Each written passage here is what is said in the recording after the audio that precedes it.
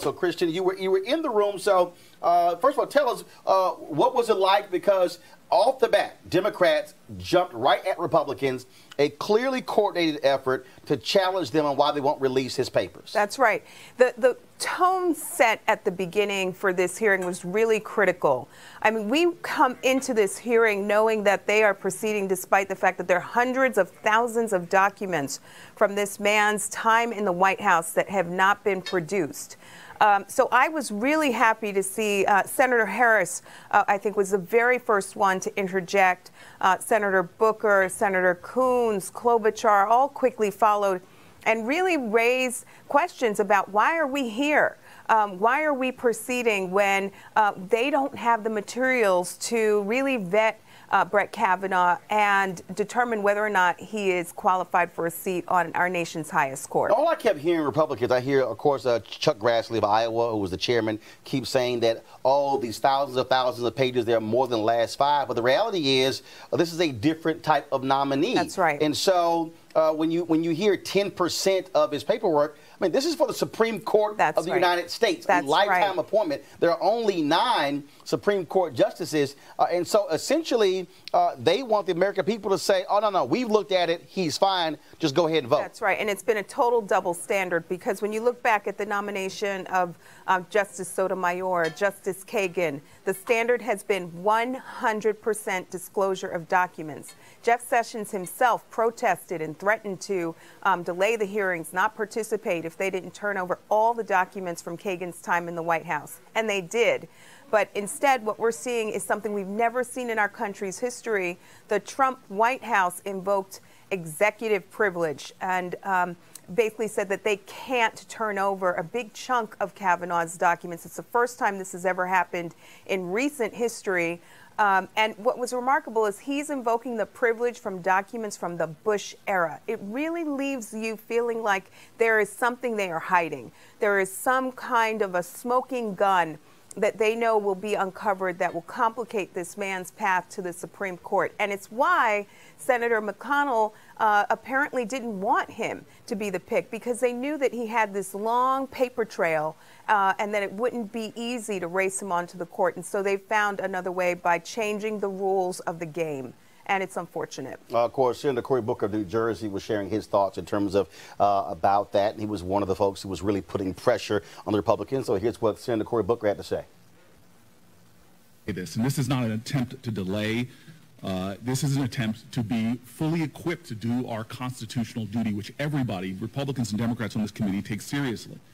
It is very hard to perform our role of advise and consent when we do not have a thorough vetting of the background of the candidate in areas which the candidate himself has referred to as the most formative part of his legal career, where he himself has talked about how important this period of his life is.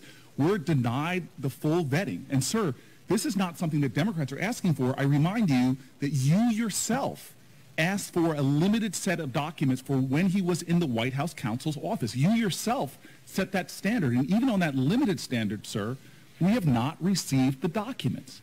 And then even the documents, we've received 7% of them.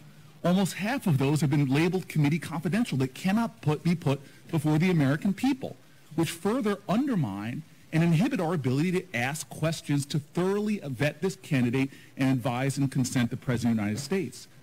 So, sir, just on the basic ideals of fairness, the traditions of this body, we should have a thorough understanding of the nominee that's put before us so that we can vet them. To go into this hearing without those documents is an undermining of the constitutional role to which we have all sworn an oath to uphold. So what I'm trying to understand, again, the argument the Republicans are making is that you got enough. That you got enough, that you have his rulings, that's fine.